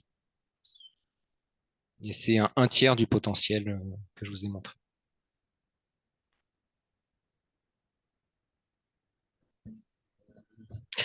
Et enfin, en tant qu'ADEME, est-ce que vous avez enfin, comment ça se passe avec le milieu agricole, enfin les rapports avec les chambres d'agriculture, les grands syndicats, enfin un grand syndicat que je ne nommerai pas ici, mais auquel on pense tous. Je ne sais pas si je peux répondre parce que je- c'est pas. Ça va dépendre des sujets. Euh, alors, il y a des collaborations. Alors, on collabore très bien avec déjà le monde de la recherche. Toute l'INRAE, on est totalement dans la même dynamique, au moins ceux qui travaillent en agronomie. On n'a pas encore touché trop les généticiens, mais tout ce qui travaille sur l'agronomie, oui, c'est la même dynamique et c'est avec eux qu'on a fait ces estimations-là. Les instituts techniques agricoles, au moins au niveau technique, je ne sais pas si je suis enregistré, au moins au niveau technique, on sent des évolutions, que tout ce qui est le développement des couverts végétaux, c'est quelque chose qui prend. Ils commencent à s'intéresser à l'agroforesterie, même si ça reste marginal. Sur les champs d'agriculture aussi, il y a quelques chambres qui s'intéressent à ces sujets-là. En Grand Est, il y a des initiatives. Après, la question que vous me posez, c'est le portage politique au niveau des syndicats agricoles du conseil d'administration des chambres d'agriculture. Je pense que là, on est encore beaucoup plus loin. On avance au niveau technique. Il y a aussi une évolution un renouvellement de génération au sein de ces acteurs-là. Mais au niveau syndicat, il y a d'autres enjeux et on l'a bien vu ces dernières années, ces derniers mois, le retour en arrière qu'on a eu sur l'agriculture d'un point de vue environnement. Je peux pas dire beaucoup plus.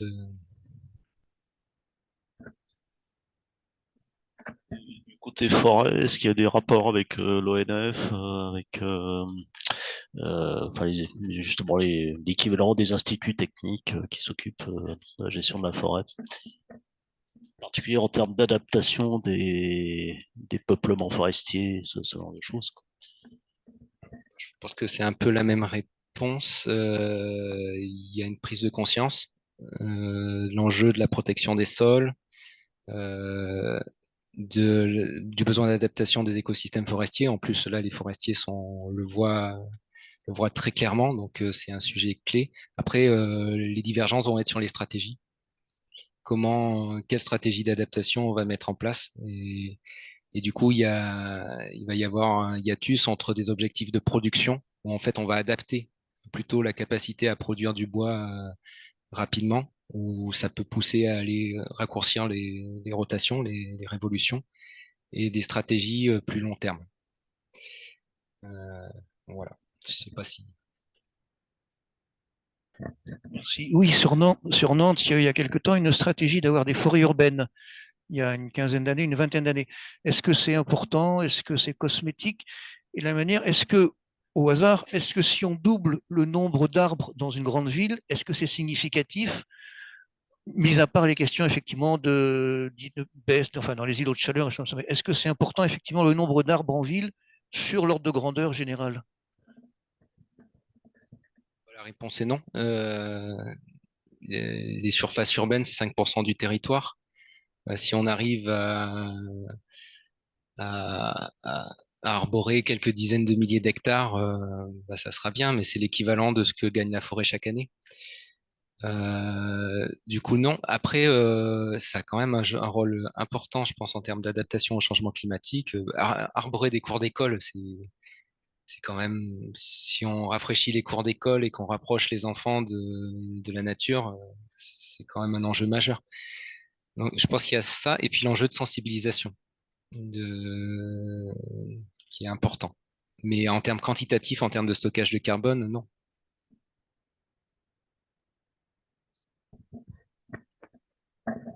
On remarque que sur le monde agricole goûte au marché du carbone via la plantation de haies.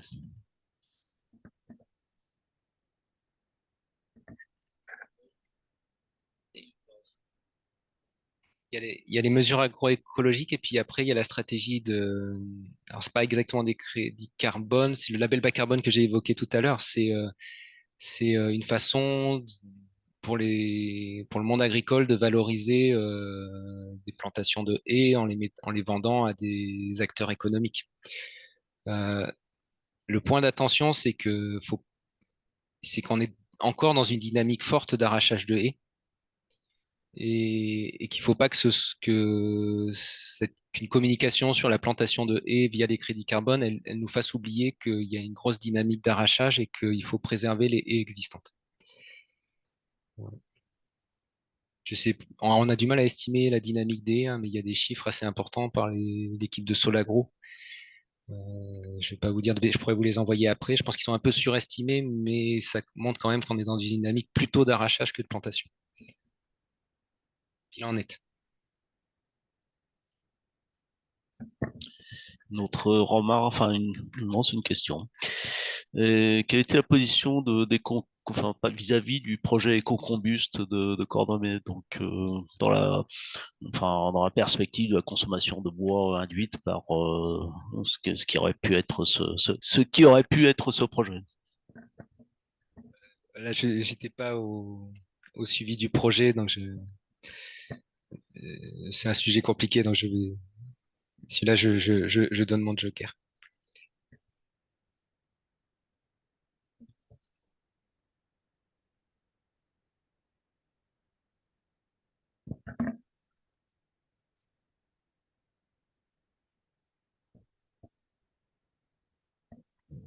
Qu'est-ce que vous pensez de la politique agricole française qui a quand même promu le remembrement pendant des années? Et est-ce que ça n'a pas été une catastrophe écologique majeure?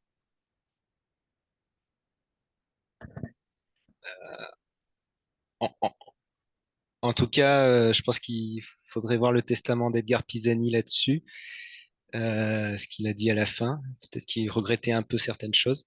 Euh, mais en tout cas, je vais pas critiquer la politique d'avant, mais tout ce qu'on promeut maintenant pour favoriser la biodiversité, les stratégies qui visent à stocker du carbone, en tout cas, et elles emmènent vers un parcellaire plus petit, une gestion plus proche du terrain, donc qui soit maîtrisable par l'exploitant agricole.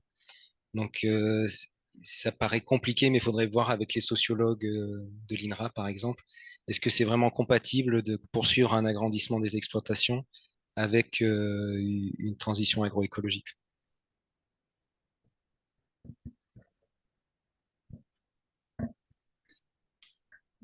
Comment on envisage de stocker le carbone dans le sol ou je sais pas.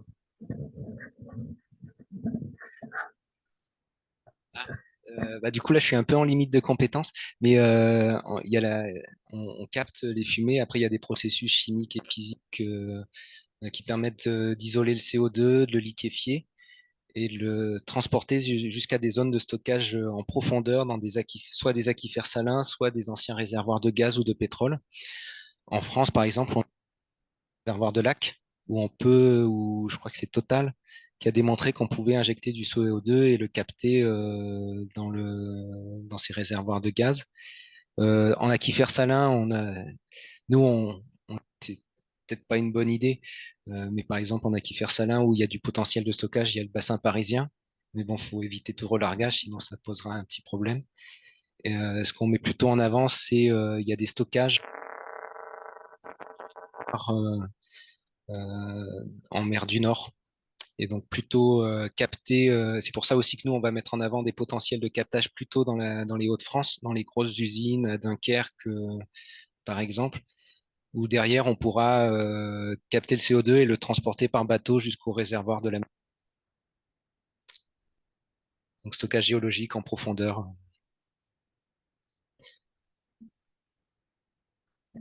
Justement, enfin, il y avait une remarque sur les projets de décarbonation en estuaire de la Loire, Go CO2 et ce genre de choses. Donc là, bah, peut-être qu'on en parlera plutôt dans le deuxième volet, enfin la réunion suivante en novembre ou en décembre, là, enfin, qui abordera plus spécifiquement le stockage artificiel de CO2. Effectivement, Go CO2, c'est actuellement, il y a eu une réunion de présentation récemment là, à l'initiative de FNE. Et donc, il est projeté de capter le CO2 de deux grosses cimenteries de l'Ouest qui font donc partie des 50 plus gros sites émetteurs de CO2 de France, de les acheminer donc par gazoduc en fait, hein, sur Montoire et de les liquéfier et enfin d'en utiliser une partie pour combiner avec de l'hydrogène et faire du e-méthanol, enfin des carburants pour l'aviation plutôt, et le reste de l'expédier effectivement par bateau euh, en mer du Nord. Alors je crois que c'est plus ou moins lié avec le projet Northern Light en Norvège, qui commence à équiper un site pour stocker le carbone.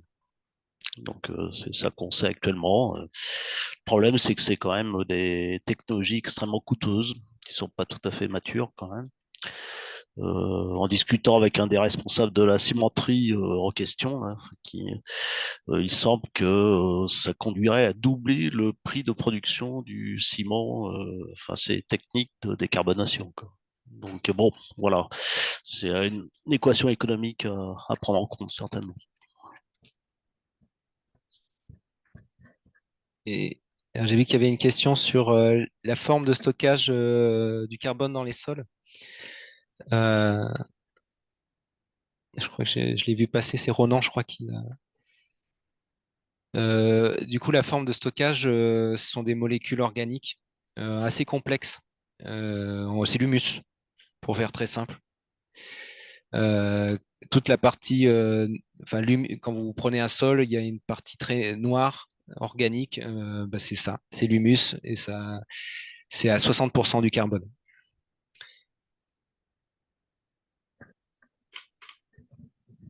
Pour pour bien comprendre, cet humus provient des racines et des feuilles qui ont accumulé le carbone et qui après se sont décomposées dans la terre, c'est ça?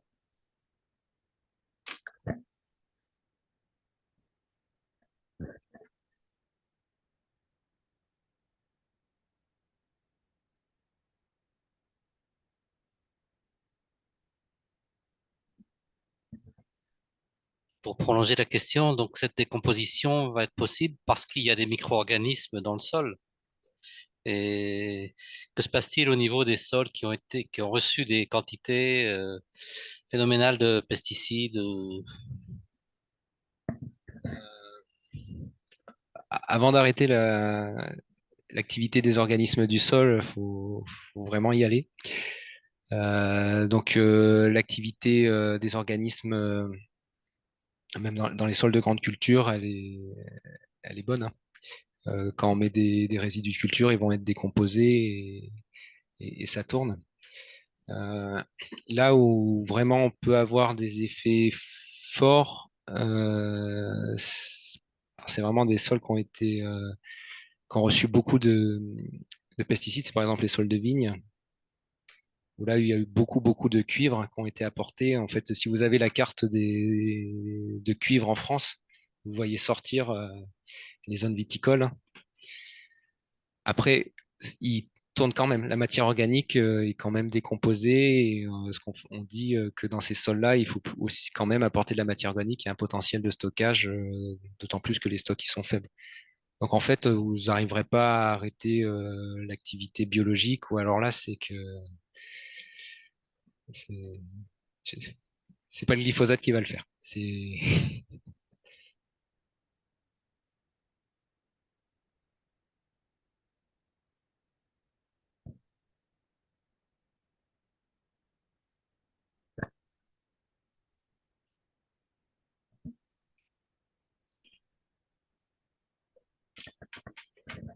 Y a-t-il des lobbies agro-industriels qui remettent en cause ces notions de stockage de carbone, ou est-ce que tout le monde l'admet mais personne ne le pratique?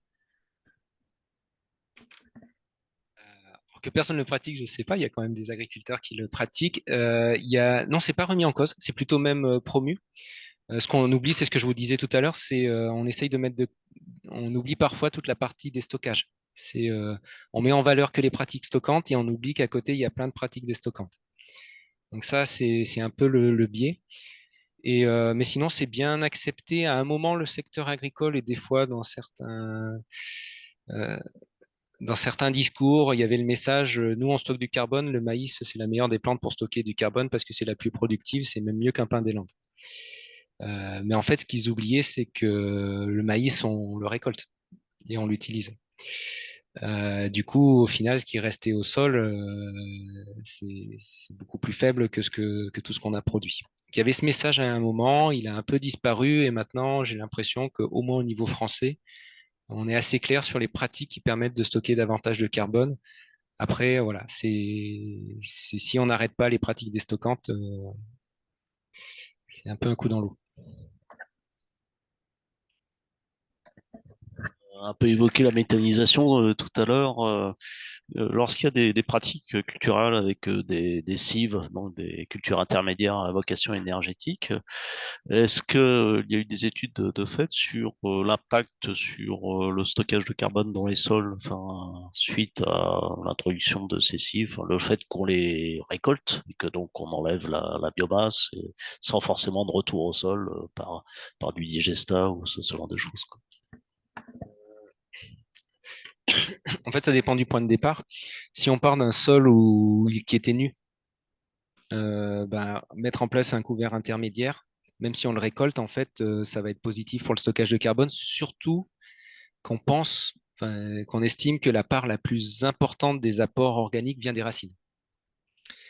Donc c'est plutôt positif pour le stockage de carbone. Il y a aussi la question par rapport à, on remplace une CIPAN, un couvert piège à nitrate, par un couvert à vocation énergétique. Et en fait, les couverts à vocation énergétique, il y a un objectif de production de biomasse.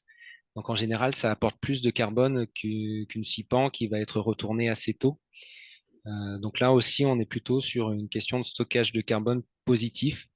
Le point de vigilance, c'est si les cives, elles consomment de l'eau.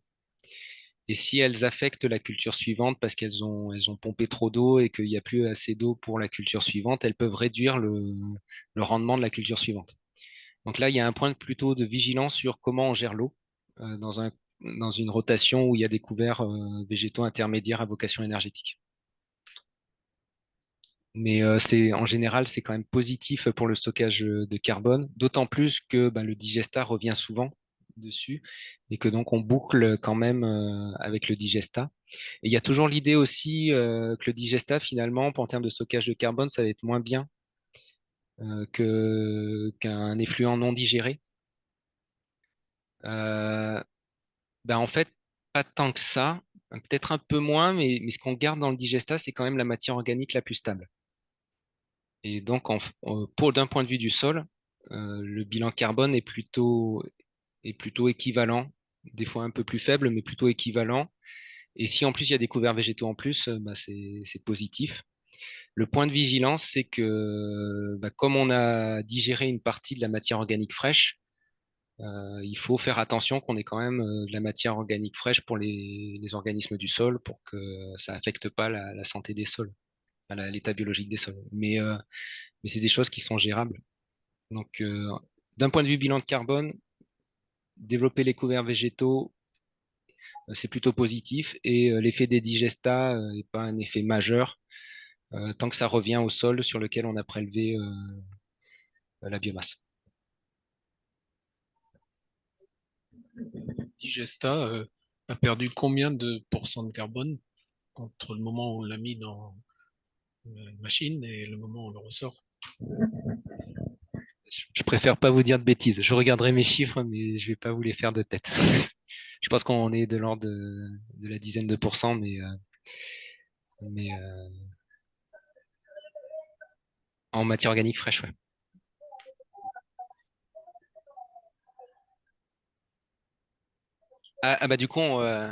Du coup, en fait, on classifie, même dans le sol, la matière organique, on, on va la distinguer selon son accessibilité et sa capacité à être dégradée par les organismes, en gros. Et donc, il va y avoir des matières organiques qui vont être très facilement accessibles, qui vont servir des sucres, qui vont servir rapidement pour les organismes et une ressource énergétique, et des composés qui sont beaucoup plus difficilement accessibles, soit parce qu'ils sont accrochés aux molécules, aux minéraux, soit parce qu'ils sont complexes. Euh, ils ont des, ils ont des cycles qui sont difficiles à casser.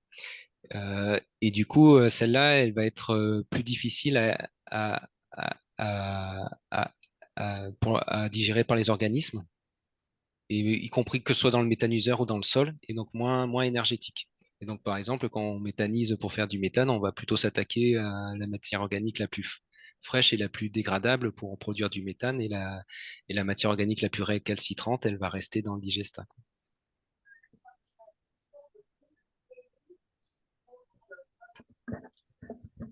On a évoqué en tout début de présentation le biochar. Est-ce que tu pourrais nous en dire un peu plus parce que je crois que c'est un produit de la pyrogazéification, mais quel intérêt ça? Est-ce que ça a un intérêt autre que éventuellement un retour au sol de carbone? Enfin, est-ce que c'est un fertilisant? Est-ce que c'est vraiment un puits de carbone qui pourrait être intéressant ou est-ce que c'est forcément marginal? C'est une question sur laquelle on est en train de travailler, donc on n'a pas encore de position là-dessus. Je pense que le point important, c'est que le biochar, en fait, c'est une diversité de choses. Il y a plein de biochars différents et qui sont produits à partir d'intrants différents et de procédés différents. Et donc, derrière, ce qui va sortir en termes de biochar va pas avoir les mêmes caractéristiques. Je pense que ça, c'est un point, c'est de mettre un S à biochar. Euh, ap- et donc, on peut, derrière, après, il faut arriver à distinguer ceux qui ont du potentiel en France ou à l'échelle internationale. En termes de stockage de carbone, un biochar, c'est du charbon, c'est très récalcitrant. Ça ne va pas bouger avant des centaines d'années ou des milliers d'années, selon le type de biochar. Et donc, une fois qu'on l'a mis dans le sol, on a un vrai stock de carbone. Euh, du coup, après, la question, c'est qu'est-ce qu'on va utiliser pour produire du biochar et pourquoi on le met dans le sol. En on va peut-être travailler la question d'abord, pourquoi on le met dans le sol? Donc, il y a la question du stockage, mais après, il faut aussi vérifier que ça a un intérêt en termes de qualité des sols. Un biochar, c'est pas un fertilisant, c'est un amendant auquel on peut associer des fertilisants.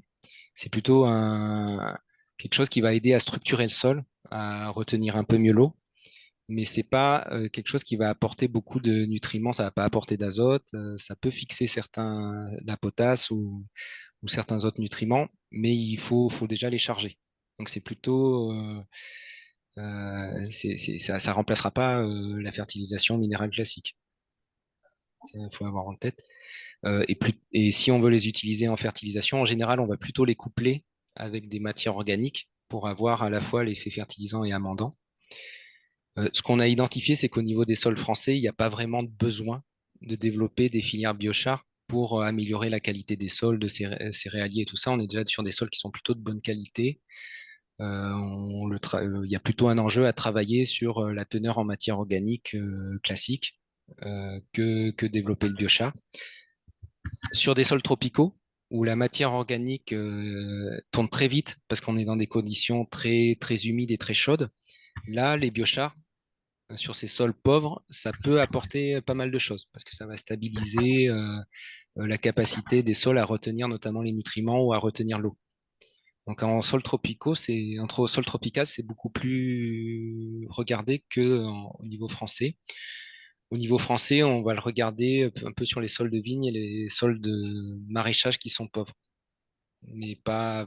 Donc ça reste une surface qui est relativement faible au niveau français. Donc ça, c'est sur la partie usage pour améliorer la fertilité des sols. Et ça va, je pense, difficile de convaincre des agriculteurs, des céréaliers, d'épandre plein de biochars si c'est juste pour stocker du carbone et que ça leur apporte rien en termes de fertilité. Euh,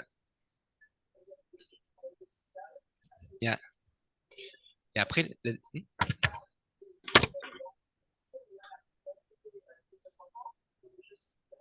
non, non, ça ressemble à un charbon. En fait, le biochar est produit par pyrolyse en conditions sans oxygène. Et du coup, la matière organique se transforme en charbon. Et dans une cendre, en fait, on n'a que des minéraux, on n'a plus de carbone. On a tout sorti. Et après, donc la deuxième question, c'est est-ce qu'il y a intérêt d'un point de vue énergétique à utiliser, c'est les intrants. Donc on peut utiliser des déchets et les transformer en biochar, mais après aller chercher de la biomasse vierge, enfin naturelle, est-ce que ça a du sens d'aller prélever beaucoup de biomasse pour la brûler, faire de l'énergie, mais pas la brûler totalement pour garder du biochar? Est-ce que d'un point de vue efficacité énergétique, ça a du sens? Donc ça, c'est une question. Je n'ai pas la réponse, mais du coup, il faut se poser la question, est-ce que vaut mieux pas, si on va chercher de la biomasse, tout brûler pour maximiser le rendement énergétique et la production de gaz et après, le dernier point, c'est si on va chercher de la biomasse en forêt pour faire ça, il faut aussi vérifier que les pratiques de gestion forestière ou agricole, elles soient durables, comme pour toute biomasse, quoi. Donc ça pose, il n'y a pas un gros potentiel d'un point de vue agronomique. Et après, il faut être vigilant sur est-ce que c'est vraiment la bonne idée d'un point de vue énergétique. Au niveau français, on a du mal à voir un gros potentiel. Après, au niveau international, notamment dans les sols tropicaux, pourquoi pas, hein.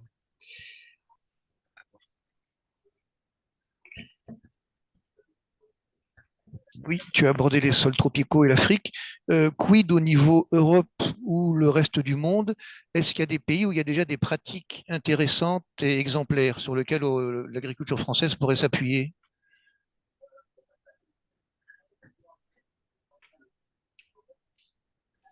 Je ne sais pas s'il y a besoin d'aller à l'autre bout du monde pour trouver des pratiques exemplaires. Je pense qu'on en a en France.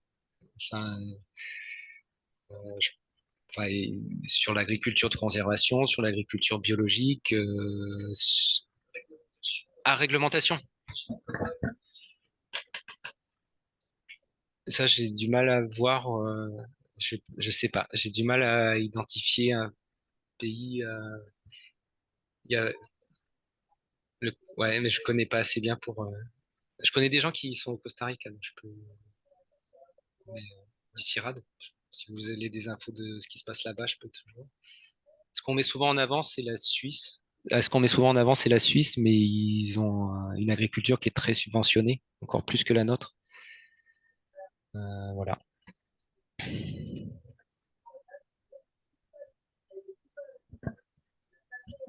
Il n'y a pas d'autres questions à la salle. Il y a une remarque, une question pratique de potagiste à distance. Je plante des cultures dans mon jardin, je les récolte.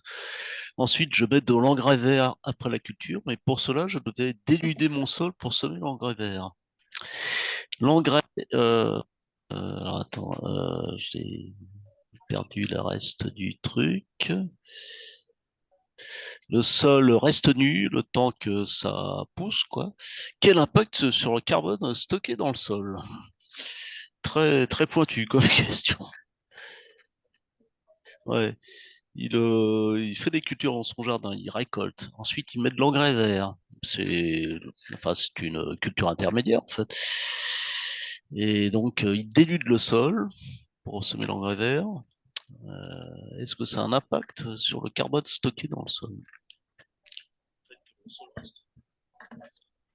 Après, enfin, là, je me rends pas compte, mais j'imagine que le sol reste nu pas très longtemps finalement, parce que voilà, l'enjeu c'est que le couvert reprenne. Ah oui, d'accord. Non, on a le droit de bêcher pour ressemer.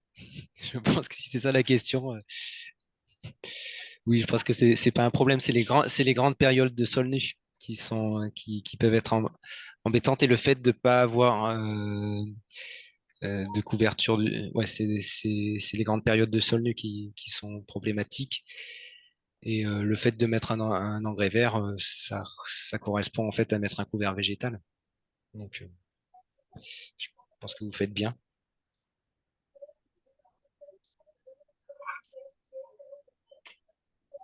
C'est plusieurs mois. Alors, oui, il y a du semi-direct dans des couverts végétaux. C'est possible. Et c'est possible. Faut bien gérer. Voilà, c'est pas facile en pratique. Je ne dirais pas plus loin. La discussion est partie. Ok, faut peut-être une dernière question.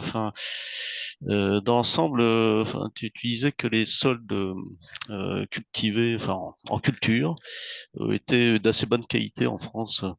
J'ai cru comprendre qu'il y avait eu une dégradation au fil du temps suite aux pratiques culturelles intensives de la qualité des sols d'une façon générale.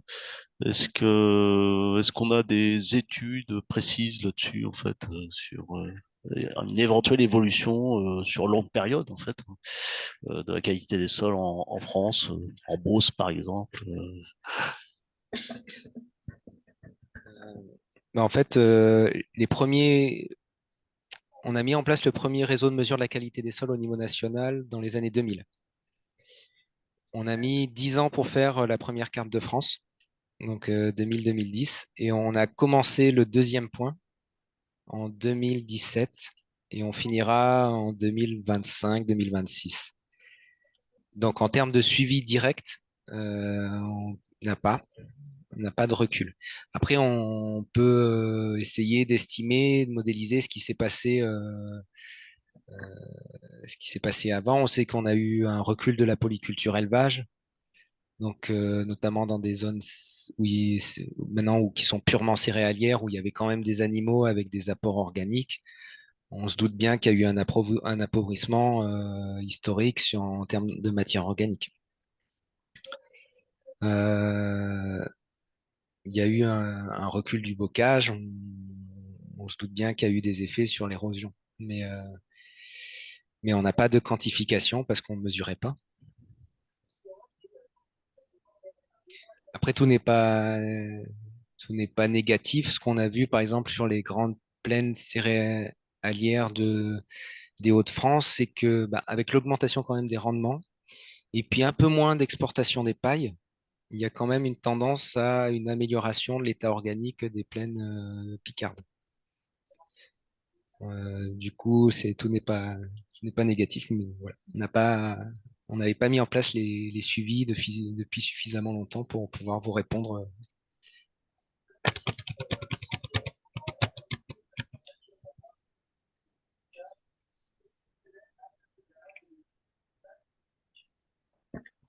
La soif de savoir va être étanchée pour ce soir.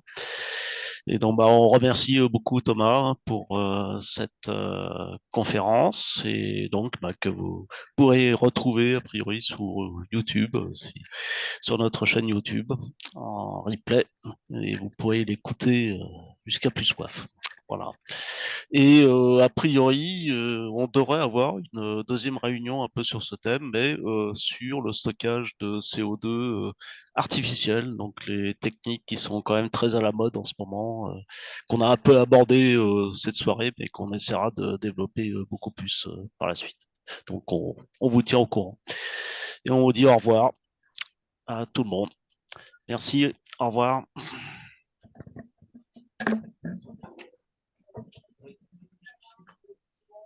Au revoir. Au revoir.